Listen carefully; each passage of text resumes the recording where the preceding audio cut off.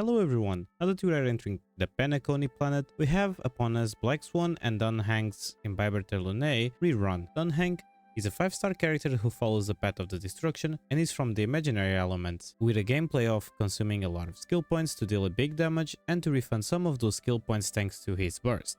In this video, I'm going to talk about his build, how to build him, and if he's still worth to pull now that we are on Penacony. So, if you like my content, don't forget to sub because that really motivates me a lot. Please do me that favor. 97% of you are not subscribed. That hurts a lot. If you do end up subscribing, you will get a cool animation, so try it out. If you guys wanted to support even more my channel, you can always become a member. Now, without taking more of your time, let's now explain Heng's kit for those who don't know. Just like I mentioned, Heng Imbiber Lunae is a character that follows the path of the destruction from the imaginary element. His kit is focused on consuming a lot of skill points to deal the biggest number you could possibly can. On his basic attack, it has 3 stages, actually 4.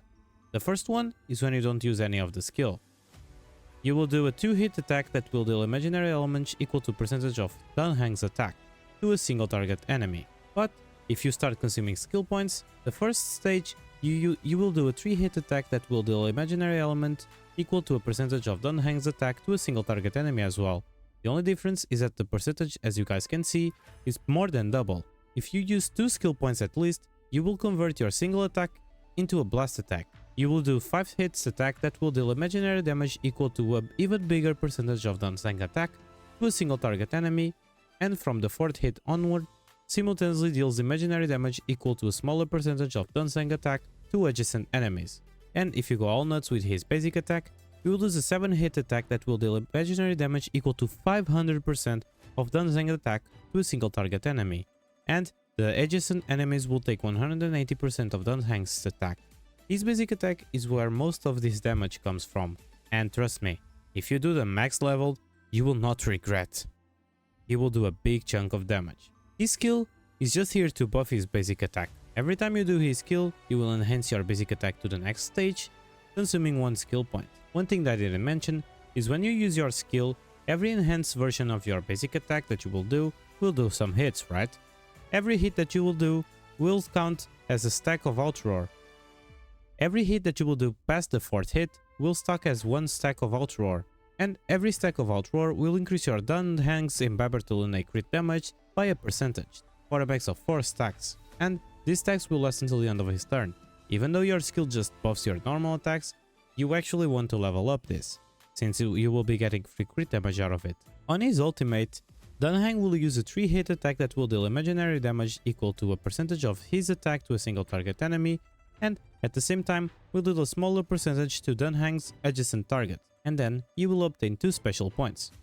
It is possible to hold up to 3 special points, which can be used to replace the skill points you will need to use for his normal attacks. On his talent, after each hit during an attack, Heng will gain 1 stack of Righteous Heart, increases his damage by a percentage. This effect can stack up to 6 times, lasting until the end of his turn. And for last, on his technique, after using his technique, Heng will enter the Leaping Dragon state for 20 seconds. While in the Leaping Dragon state, using an attack enables him to move forward rapidly for a set distance, attacking all enemies he touches and blocking all incoming attacks. After entering combat when attacking enemies in this state, Heng will deal imaginary damage equal to a percentage of his attack, and he will already start with 1 special skill point. To summarize his kit, his basic attack has different levels. Every one of these levels will deal more and more damage, and actually hit more characters. You will use his skill to buff his basic attack, while also giving crit damage thanks to the hits it provides after the 4th one. On his burst, you will do some damage, and you will get 2 special skill points you can use to mitigate the need of using skill points for the whole team. Your talent will increase the damage after every hit you will do, and his technique will allow you to enter the battle dealing more damage than usual and starting with a special skill point you can use right away. Now, let's talk about his traces and priorities to level up. On his minor traces, if you level everything up, you will end up with 22.4 imaginary damage bonus, 12 crit rate, and 10% HP. Now let's talk about his major traces. On his first Ascension trace, Star Veil, at the start of the battle, you will immediately regenerate 15 energy, which is good because remember, The more ultimates you do, the more skill points you get. On his second Ascension passive, will increase your chance to resist crowd control debuffs by 35%. He's good to have since he's a destruction character, so his taunt level is bigger, but still, it would be way better if this trace was a damage one. On his final Ascension trace, jolly and new, when dealing damage to an enemy target that has imaginary weakness, crit damage will increase by 24%. You will actually get crit damage from the skill bonus and from his third trace. For his trace priorities, you should focus on the basic attack first, then his talent, after his skill, and for last his ultimate. But, to be honest, it will most likely depend on your preferences. I'm giving you a route that will improve your buffs first and then your damage. Because, let's be honest, the ultimate will not do a big number like your basic attacks and will just provide you one special skill point. So might as well level up the other traces that will improve your damage, then leveling up an ultimate that will just do damage but will not be that buffed. For Heng relics, the best in slot, in my opinion, is the Wastelander. The 2-piece will increase your imaginary damage by 10%, and on the 4-piece, when you are attacking debuffed enemies, your crit rate will be increased by 10%, and if they are imprisoned, your crit damage will increase by 20%. This set straight up provides even more crits for him, and since he's already getting some of them, this is just even more, so the more the merrier.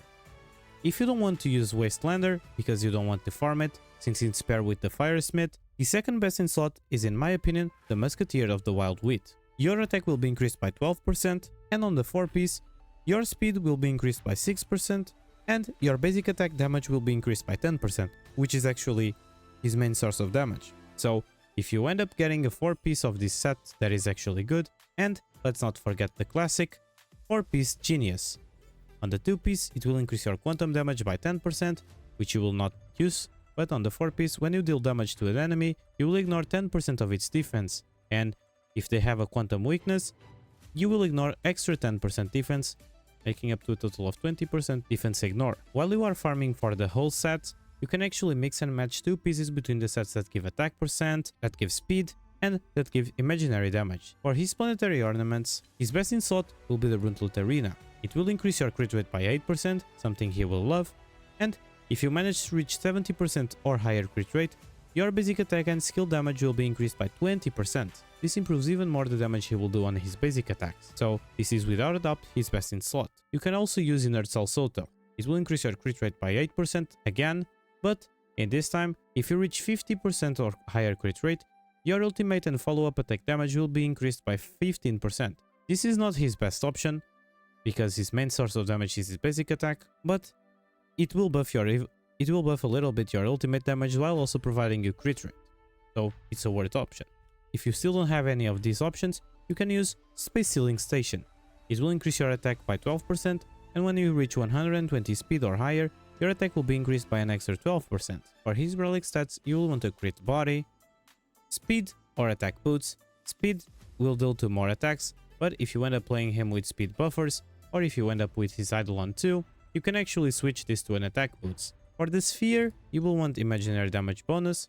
I'm sorry guys, you will see that my Heng build is not that great, but this is really what I can do. He was, since the day one, I farmed for him and I still haven't got any good pieces. And while you are not getting an imaginary sphere, you can also use an attack percent one. And for the rope, attack percent. Some people may say that the energy regeneration of rope would be better and will deal to more ultimates, yes, but you will lose a big chunk of attack thanks to it, so it's not worth it. For Heng's Lightcones, his best in slot will be his signature Brighter Than the Sun. It will increase your crit rate by 18%, and when the wearer uses a basic attack, they will gain 1 stack of Dragon Skull, lasting for 2 turns. Each stack of Dragon Skull increases the wearer's attack by 18% and their energy regeneration rate by 6%. Dragon Skull can be stacked up to 2 times. This Lightcone will help with everything on him. It will give him crit rate to help him reach the 70% Bruntlet Arena threshold. It will give him energy and it will give him attack. But if you will not end up pulling on his Lightcone, you actually have other options, as the F2P1 on the Fall of the Aeon. This Harder Lightcone is amazing thanks to his stats and thanks to his passive. On the passive, you will get a massive attack increase, and if you break the weakness on an enemy, something that Imbiber Lune can do easily, you will increase your damage by a percentage as well.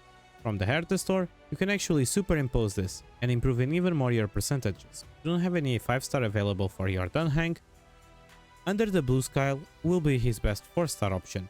It will increase your attack by a percentage, and after you kill an enemy, your crit rate will be increased by a percentage for 3 turns. And his other option that you can use if you don't have any of the others available is the Moles Welcome You. After you use a basic attack, skill or ultimate to attack an enemy, you will gain 1 stack, and each stack will increase your attack by 12%. You will want teammates that are not skill dependent, so they will skill every now and then, but they don't need to skill every rotation.